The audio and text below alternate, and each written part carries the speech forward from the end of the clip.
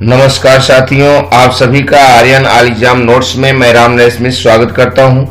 दोस्तों, आज मैं आप सभी के लिए बहुत ही महत्वपूर्ण प्रश्नों का चुनाव किया हूं जो अक्सर परीक्षाओं में कई बार पूछे गए हैं।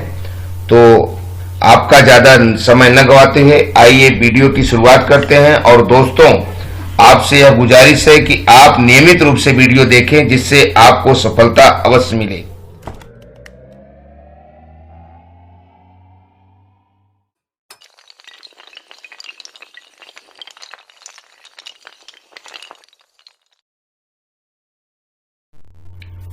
दोस्तों, इतिहास हमारे जीवन की जीने की कला है, इसीलिए इतिहास से जुड़े प्रश्न परीक्षाओं में जरूर पूछे जाते हैं। यहाँ पर जो प्रश्नों को हमने चुना है वो विद्यार्थियों के लिए और प्रतियोगी परीक्षार्थियों के लिए, दोनों के लिए बहुत महत्वपूर्ण है। तो आइए हम अपने प्रश्नों की शुरुआत करते हैं। प्रश्न 1 है, इलाहाबाद प्रयाग में 1857 के विद्रोह का नेतृत्व किसने किया?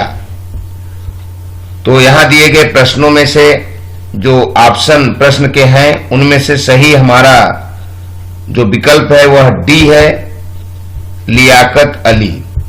इलाहाबाद में जून 1857 के प्रारंभ में विद्रोह हुआ जिसकी कमान मौलवी लियाकत अली ने संभाली।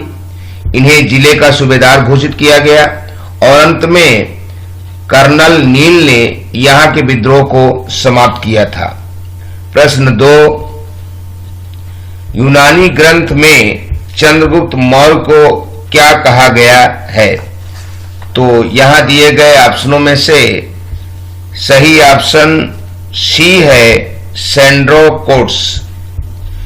स्ट्रैबो, जस्टिन, प्लूटार्क आदि यूनानी लेखकों ने चंद्रगुप्त मौर्य को सेंट्रोकोट्स नाम से संबोधित किया है। सर्वप्रथम विलियम जोन्स नामक ब्रिटिश विद्वान ने सेंट्रोकोट्स की पहचान चंद्रगुप्त मौर्य के रूप में की थी। प्रश्न 3, अर्थशास्त्र में उल्लेखित सीताध्यक्ष किस विभाग के अध्यक्ष थे? तो यहां दिए गए ऑप्शनों में से सही ऑप्शन बी है, कृषि। राजकीय कृषि विभाग के अध्यक्ष को सीताध्यक्ष कहा जाता था, जो दासों, कर्मकारों और बंदियों की सहायता से राजकीय भूमि पर खेती करवाता था। प्रश्न 4, गुप्त वंश के शासनकाल में कौन सा स्थान कला का प्रमुख केंद्र था? तो यहां दिए गए ऑप्शनों में से सही ऑप्शन ए है, सारनाथ। गुप्त काल में सारनाथ स्तूप निर्माण तथा मूर्ति निर्माण कला का एक महत्वपूर्ण केंद्र था। सारनाथ का धमेक स्तूप तथा बुद्ध विभिन्न मुद्राओं में निर्मित मूर्तिकला का उत्कृष्ट उदाहरण प्रस्तुत करती है। धमेक स्तूप 128 फुट ऊंचा है, जिसका निर्माण बिना किसी चबूतरे के समतल धरातल पर किया गया है। बुद्ध मूर्तियों अभय, वाद, ध्यान, भूमि स्पर्श, धर्म चक्र प्रवर्तन आदि मुद्राओं में हैं। प्रश्न 5, बृहत संहिता की रचना किसने की थी? तो यहां दिए गए ऑप्शनों में से सही ऑप्शन डी है, वाराहमिहिर। प्रमुख ज्योतिषाचार्य वाराहमिहिर गुप्त युगीन एक महत्वपूर्ण विभूति थे। प्रश्न 6, अद्वैत काल की अनुभूति किस काल में हुई थी? तो यहां दिए गए ऑप्शनों में से सही ऑप्शन बी है, उत्तर वैदिक काल। उपनिषद वैदिक साहित्य का अंतिम भाग है जिसकी रचना उत्तर वैदिक काल में हुई थी। इसमें वैदिक चिंतन का चरमोत्कर्ष मिलता है। इसका मुख्य प्रतिपाद्य ब्रह्म ज्ञान तथा आत्मज्ञान है। उपनिषदों का प्रमुख सिद्धांत प्रत्ययवादी अद्वैतवाद है। प्रश्न 7, भारतीय संस्कृत की आधारशिला क्या है? तो यहां दिए गए ऑप्शनों में से सही ऑप्शन डी है ऋग्वेद। भारतीय संस्कृत की आधारशिला ऋग्वैदिक साहित्य है, जिसमें प्राचीन भारत की राजनीतिक, सामाजिक, आर्थिक, धार्मिक तथा सांस्कृतिक संबंधी विशेषताओं का विशद विवेचन किया गया। प्रश्न 8, जैन धर्म का ईश्वर के प्रति क्या विचार था? तो यहां दिए गए ऑप्शनों में से सही ऑप्शन बी है, ईश्वर में अविश्वास। 6ठी सदी ईसा पूर्व में उदित होने वाले नास्तिक आचार्यों में महावीर स्वामी का नाम महत्वपूर्ण है, जो जैन धर्म की 24वें तीर्थकर थे। महावीर स्वामी पुनर्जन्म तथा कर्मवाद में विश्वास करते थे, परंतु ईश्वर के अस्तित्व में उनका विश्वास नहीं था। उनके अनुसार जीवन का चरम लक्ष्य कैवल्य अर्थात मोक्ष की प्राप्ति है। प्रश्न 9, खरोष्ठी लिपि का उद्भव किस काल में हुआ? तो यहां दिए गए ऑप्शनों में से सही ऑप्शन डी है, बुद्ध काल। खरोष्ठी लिपि का उद्भव ईरानी लिपि से हुआ था और ईरानी शासकों का काल 5वीं सदी ईसा पूर्व है, अतः वे बुद्ध के समकालीन थे। परंतु भारत में इस लिपि का पहला प्रयोग अशोक के अभिलेखों में हुआ है, जो मूल रूप में पश्चिमोत्तर भारत में स्थित है। प्रश्न 10, अर्थशास्त्र ग्रंथ के विषय वस्तु क्या है? तो यहां दिए गए ऑप्शनों में से सही ऑप्शन डी है, राज्य एवं शासन नीति ग्रंथ। अर्थशास्त्र मूलतः राज्य एवं शासन संबंधी नीति का ग्रंथ है, जिसकी रचना चंद्रगुप्त मौर्य के प्रधानमंत्री एवं प्रधान पुरोहित कौटिल्य, जिसे हम विष्णुगुप्त के नाम से भी जानते हैं, ने की थी। यह ग्रंथ हिंदू राज शासन की ऊपर लिखित प्राचीनतम उपलब्ध रचना है। अर्थशास्त्र में 15 अधिकरण तथा 180 प्रकरण हैं। इसमें श्लोकों की संख्या 4000 बताई गई है। इस ग्रंथ को प्रकाश में लाने का श्रेय श्याम शास्त्री नामक विद्वान को जाता है। प्रश्न 11, चोल वंश के शासकों की महानता किस कार्य में आधारित थी? तो यहां दिए गए ऑप्शनों में से सही ऑप्शन बी है, श्रेष्ठ शासन व्यवस्था। चोल संस्कृत का सर्वाधिक महत्वपूर्ण पक्ष उसकी शासन व्यवस्था है। चोल सम्राटों ने एक विशिष्ट शासन व्यवस्था का निर्माण किया, जिसमें प्रबल केंद्रीय नियंत्रण के साथ ही साथ पर्याप्त मात्रा में स्थानीय स्वायत्तता भी था। उत्कृष्ट केंद्रीय प्रशासन के अलावा उन्होंने असाधारण शक्ति तथा क्षमता से युक्त स्थानीय स्वायत्तशासी ग्रामीण संस्थाओं का निर्माण किया, जिसकी विदेशियों ने भी मुक्त कंठ से प्रशंसा की। लघु गणराज्य की संज्ञा दी। पारांतक प्रथम ने 919 ईस्वी तथा 929 ईस्वी के 2 लेखों से उर सभा या महासभा तथा नगरम नामक संस्थाओं का भी उल्लेख किया। प्रश्न 12, चंद्रगुप्त मौर्य अपने जीवन के अंतिम वर्षों में एक जैन साधु के साथ दक्षिण भारत चला गया था। उस साधु अर्थात जैन मुनि का नाम क्या था? तो यहां दिए गए ऑप्शनों में से सही ऑप्शन बी है, भद्रबाहु।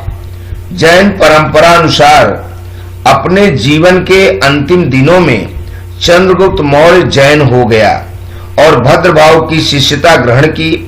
उसके शासनकाल के अंत में मगध में 12 वर्षों का भीषण अकाल पड़ा। पहले तो उसने स्थिति से निपटने की कोशिश की, किंतु असफल रहा। परिणाम स्वरूप उसने अपने पुत्र के पक्ष में सिंहासन त्याग कर भद्रबाहु के साथ श्रवणबेलगोला, जो कि मैसूर में है, तपस्या करने के लिए चला गया, जहां 298 ईसा पूर्व के लगभग उसने जैन विधि संलेखना, जिसे हम उपवास पद्धति भी कह सकते हैं, के द्वारा अपने जीवन का उत्सर्ग किया। प्रश्न 13, निम्नलिखित में से किस दक्षिण मुस्लिम राज्य के अमीरों ने प्रथम बार मराठों को छापामार युद्ध पद्धति के लिए प्रशिक्षित किया? तो यहां दिए गए ऑप्शनों में से सही ऑप्शन ए है अहमदनगर के मलिक अंबर। मुगलों के दक्षिण विजय में सबसे बड़ी बाधा अहमदनगर का योग्य वजीर मलिक अंबर था, जो मूलतः एक अबिसिनियाई दास था, परंतु अपनी योग्यता से वजीर का पद हासिल कर लिया था। मुगलों से युद्ध करने के लिए उसने मराठों को बड़ी संख्या में सेना में भर्ती किया तथा गुरिल्ला युद्ध पद्धति में प्रशिक्षित भी किया। यही छापामार युद्ध पद्धति कालांतर में शिवाजी के नेतृत्व में सफलता का पर्याय भी बनी। प्रश्न 14, निम्नलिखित में से किस मुगल सेनापति ने शिवाजी को 1665 में पुरंदर की संधि पर हस्ताक्षर करने के लिए विवश किया? तो यहां दिए गए ऑप्शनों में से सही ऑप्शन सी है राजा जय सिंह। 1663 में शाइस्ता खां की पराजय के पश्चात औरंगजेब ने राजा जय सिंह को दक्षिण का सूबेदार बनाकर शिवाजी के दमन के लिए भेजा। राजा जय सिंह ने शिवाजी को पुरंदर के किले में घेर लिया था। 22 जून 1665 को पुरंदर की संधि के लिए विवश भी किया। उस समय मुगल तोपची के रूप में मनुची भी उपस्थित था। संधि की शर्तों के अनुसार शिवाजी को अपने 35 किलों में से 23 किले मुगलों को देने पड़े थे। प्रश्न 15, सुल्तान कुतुबुद्दीन ऐबक की राजधानी कहां थी? तो यहां दिए गए ऑप्शनों में से सही ऑप्शन ए है लाहौर। कुतुबुद्दीन ऐबक को भारत में तुर्की राज्य का संस्थापक माना जाता है। ऐबक ने हमेशा अर्थात 1206 ईस्वी से 1210 ईस्वी तक लगातार लाहौर से ही शासन का संचालन किया। लाहौर ही उसकी राजधानी थी। उसकी मृत्यु के पश्चात सुल्तान इल्तुतमिश ने राजधानी को लाहौर से दिल्ली में स्थानांतरित कर दिया था। प्रश्न 16, निम्नलिखित में से किस सुल्तान ने सर्वप्रथम ब्राह्मणों से जजिया कर वसूल किया? तो यहां दिए गए ऑप्शनों में सही ऑप्शन डी है फिरोज शाह। सुल्तान मोहम्मद बिन तुगलक के अलोकप्रिय शासनकाल की समाप्ति के पश्चात उलेमाओं के समर्थन थे फिरोज शाह तुगलक दिल्ली का सुल्तान बना। उसने मजहबी उत्साह या धर्मनिष्ठा का प्रदर्शन करने के लिए एवं उलेमाओं को प्रसन्न रखने के लिए ब्राह्मणों पर भी जजिया कर लगा दिया। प्रश्न 17, निम्नलिखित में से कौन शेर शाह का उत्तराधिकारी हुआ? तो यहां दिए गए ऑप्शनों में से सही ऑप्शन ए है इस्लाम शाह। शेर शाह की मृत्यु के पश्चात उसका द्वितीय पुत्र जलाल खां सुल्तान इस्लाम शाह के नाम से गद्दी पर बैठा। उसने 1545 से 1553 तक शासन किया। वह उग्र स्वभाव का व्यक्ति था तथा उसने अमीरों के साथ क्रूर एवं उदंड व्यवहार किया। फलतः देश में असंतोष एवं विद्रोह की भावना बढ़ने लगी तथा सूर्य साम्राज्य का पतन शुरू हो गया। प्रश्न 18, निम्नलिखित में से किसने सासाराम में शानदार मकबरा बनवाया? तो यहां दिए गए ऑप्शनों में से सही ऑप्शन सी है शेर शाह। एक प्रसिद्ध भवन निर्माता के रूप में शेर शाह द्वारा निर्मित सासाराम के मकबरे को पूर्णकालीन स्थापत्य शैली की पराकाष्ठा तथा नवीन शैली की प्रारंभ का द्योतक भी माना जाता है। यह मकबरा झील के मध्य स्थित है, जिसे कनिंघम महोदय ने ताजमहल से भी सुंदर कहा है। प्रश्न 19, नालंदा विश्वविद्यालय का अंत हुआ क्योंकि वैसे कौन से कारण थे जिससे नालंदा विश्वविद्यालय का अंत हो गया? तो यहां दिया गया ऑप्शन ए सही है, राज्य संरक्षण नहीं दिया। प्राचीन भारत की शिक्षा केंद्रों में नालंदा विश्वविद्यालय का नाम सर्वाधिक उल्लेखनीय है। ह्वेन-सांग के अनुसार इसका संस्थापक शकादित्य अर्थात कुमार गुप्त था। यह अंतर्राष्ट्रीय ख्याति का अध्ययन केंद्र था। हर्ष के काल में 100 ग्राम दान से इसका खर्च चलता था। प्रारंभ में पालों ने संरक्षण दिया, किंतु 20वीं सदी के पाल शासकों ने नालंदा के स्थान पर विक्रमशिला को राजकीय संरक्षण देना आरंभ किया, जिससे नालंदा का महत्व घटने लगा। इस प्रकार राजकीय संरक्षण के अभाव तथा विदेशी आक्रांताओं के आक्रमण के फलस्वरूप नालंदा विश्वविद्यालय का पतन हुआ।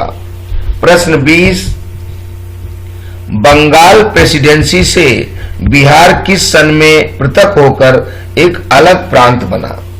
तो यहां दिए गए ऑप्शनों में से सही ऑप्शन बी है 1936। 1905 में बंगाल विभाजन के विरुद्ध बढ़ते आंदोलन को कम करने तथा भारतीय रंगमंच पर शांति स्थापित करने के लिए 1911 में ब्रिटिश शासन को विभाजन समाप्त करना पड़ा। बंगाल भाषी क्षेत्रों को एक प्रांत बनाया गया और बिहार उड़ीसा को एक अलग प्रांत बना दिया गया। कालांतर में 1936 में बिहार और उड़ीसा को 2 पृथक पृथक प्रांत बना दिया गया। प्रश्न 21, सविनय अवज्ञा आंदोलन गांधी जी द्वारा किस वर्ष आरंभ किया गया था? तो यहां दिए गए ऑप्शनों में से सही ऑप्शन सी सही है 1930। ब्रिटिश शासन द्वारा भारतीयों की औपनिवेशिक स्वायत्तता संबंधी मांग न माने जाने के कारण गांधी जी के नेतृत्व में 1930 में सविनय अवज्ञा आंदोलन शुरू किया गया। यह आंदोलन 2 चरणों 1930 व 31 तथा 1932 व 34 में चलाया गया। प्रश्न 22, वेदों के काव्यात्मक हिस्से को क्या कहा जाता है? तो यहां दिए गए ऑप्शनों में से सही ऑप्शन सी है संहिता। प्राचीन भारतीय साहित्य संस्कृत विषय ज्ञान के विपुल भंडार वेद हैं, जिनकी संख्या 4 है, जिनमें ऋग्वेद, सामवेद, यजुर्वेद तथा अथर्ववेद शामिल हैं। इनकी संहिताएं अर्थात ऋचाएं ज्ञेय हैं। इनके सामवेद का गान यज्ञों के अवसरों पर देवताओं के आवाहन करने के लिए किया जाता था। ब्राह्मण, आरण्यक तथा उपनिषद की रचना गद्य में ही की गई है। प्रश्न 23, बुद्ध को ज्ञान कहां प्राप्त हुआ? तो यहां दिए गए ऑप्शनों में से सही ऑप्शन डी है गया। ज्ञान प्रकाश की तृष्णा को तृप्त करने के उद्देश्य से घर से निकले सिद्धार्थ को घोर तपस्या के बावजूद भी ज्ञान की प्राप्ति न हो सकी। वे अंततः गया के निकट वट वृक्ष के नीचे आसन जमाकर समाधिस्थ हो गए। 8वें दिन वैशाख पूर्णिमा को उन्हें ज्ञान की प्राप्ति हुई और वे तथागत हो गए। प्रश्न 24, चंद्रगुप्त के दरबार में सेल्यूकस ने एक दूत भेजा था, उसका नाम क्या था? तो यहां दिए गए ऑप्शनों में से सही ऑप्शन सी है मेगास्थनीज। मौर्य साम्राज्य के संस्थापक चंद्रगुप्त मौर्य के दरबार में यूनानी शासक सेल्यूकस का दूत मेगास्थनीज 14 वर्ष तक रहा। इतने लंबे प्रवास में उसने मौर्य साम्राज्य का चतुर्दिक भ्रमण करके अपने अनुभवों के आधार पर इंडिका नामक ग्रंथ की रचना भी की। दुर्भाग्यवश इंडिका का मूल ग्रंथ आज भी प्राप्त नहीं हो पाया है। प्रश्न 25, बौद्ध धर्म के प्रसार के लिए अशोक ने कुछ अधिकारियों की नियुक्ति की थी, उन्हें क्या कहा जाता था? तो यहां दिए गए ऑप्शनों में से सही ऑप्शन डी है धर्म महामाता। मौर्य सम्राट अशोक द्वारा इन अधिकारियों की जो नियुक्ति की गई थी, इनमें राजुक अर्थात शासकीय और न्यायिक अधिकारी, युत अर्थात चोरी की संपत्ति की खोज करने वाला, अमात्य अर्थात प्रधानमंत्री और धर्म महामात्र अर्थात धर्म का प्रचार करना, अशोक निर्मित पद और अन्य बातें लोगों को बताना, समझाना। प्रश्न 26, हुणों ने भारत पर किसके समय में आक्रमण किया था? तो यहां दिए गए ऑप्शनों में से ऑप्शन ए सही है, गुप्त। चंद्रगुप्त परिप्रेक्षा के अनुसार हुण आक्रमण गुप्त शासक कुमार गुप्त के जीवन के अंतिम दिनों में प्रारंभ हो गए थे, परंतु उनका पूर्ण दमन स्कंद गुप्त ने स्वयं सिंहासनसीन होने पर किया था। चांद व्याकरण का वाक्य अजयत गुप्तो हुणान अर्थात गुप्तों ने हुणों को जीता एक स्पष्ट प्रमाण है। प्रश्न 27, हर्षवर्धन प्रत्येक 5 वर्ष पर एक मेले का आयोजन कहां करता था?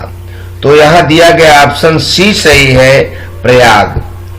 अंतिम हिंदू सम्राट जिसने भारत की एकता एवं अखंडता के लिए विस्तृत साम्राज्य का निर्माण किया था, प्रसिद्ध चीनी बौद्ध भिक्षु हेनसांग के अनुसार वह प्रत्येक 5 वर्ष प्रयाग में एक सभा का आयोजन भी करता था, जिसमें वह 5 वर्षांतर स्वयं द्वारा अर्जित दान करता था।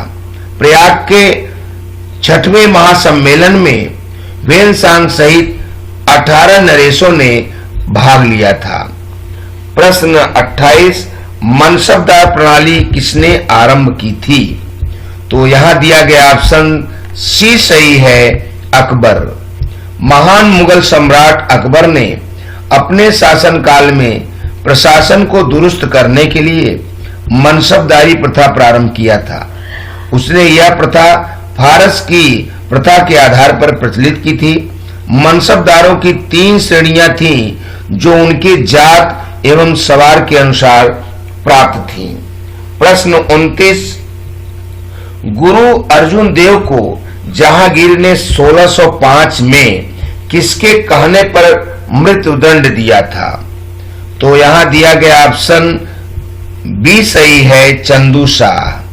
सिख धर्म के 5वें गुरु अर्जुन देव द्वारा शहजादा खुसरो को संरक्षण देना मुगल सम्राट जहांगीर के ईर्ष्या के कारण बन गया। उसने गुरु अर्जुन देव को गिरफ्तार करने का आदेश दिया।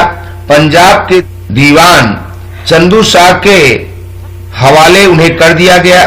दीवान चंदू शाह ने गुरु को गर्म तेल और सलाखों से दागना जैसी तमाम तरह तरह की यातनाएं दी। अतः 1604 ईस्वी में इन्होंने रावी नदी में जल समाधि ले ली।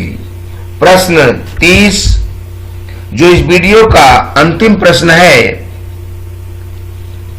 मेवाड़ राज्य जो बाबर के समय से ही मुगल साम्राज्य को चुनौती दे रहा था, किसके समय में पराजित किया गया? तो यहां दिए गए ऑप्शनों में से सही ऑप्शन बी है, जहांगीर। डॉक्टर त्रिपाठी के अनुसार तैमूर वंश और चित्तौड़ में देर से चली आ रही शत्रुता मुगल सम्राट जहांगीर के काल में समाप्त हो गई। 1614 ईस्वी शाहजहां खुर्रम ने अमर सिंह को परास्त कर संधि के लिए विवश कर दिया और अंततः 1615 ईस्वी के संधि के तहत यह संघर्ष भी समाप्त हो गया। तो दोस्तों, आज का वीडियो आपको कैसा लगा? इस वीडियो का अध्ययन करने के पश्चात हमें कमेंट बॉक्स में 2 सवालों के उत्तर जरूर बताएं। आज का पहला सवाल है, प्रश्न 1, मनसबदार प्रणाली किसने आरंभ की थी? और प्रश्न 2, शेर शाह के उत्तराधिकारी का नाम क्या था? और दोस्तों, यदि वीडियो के प्रश्नों को बताने में कोई असुविधा हो तो वीडियो के प्रश्नों को पूरा देखें। जब आप पूरा प्रश्नों को देखेंगे तभी आपको लाभ प्राप्त होगा। आप नियमित अपनी पढ़ाई जारी रखिए और यदि हमारे इस channel Aryan all exam notes में नए हैं तो चैनल को सब्सक्राइब कर लें, बेल आइकन की घंटी दबा दें, अपने दोस्तों में शेयर करें, लाइक करें, जिससे वे भी ज्यादा से ज्यादा लाभान्वित हों और हम भी आपकी इस लाइक से अपने आप को उत्साहित महसूस करें और आपके लिए निःशुल्क वीडियो बनाते रहें। हमें आशा है आप नियमित रूप से पूरा वीडियो देखेंगे और अपनी पढ़ाई अच्छे से जारी रखेंगे। कल मैं आप सभी के लिए नागरिक शास्त्र भाग 3 का पाठ प्रस्तुत करूंगा। आप नियमित रूप से जरूर देखें, पढ़ें। मैं आप सबके लिए कल एक नए अध्याय के साथ चुनिंदा प्रश्नों को लेकर आऊंगा। शुक्रिया, थैंक यू, धन्यवाद।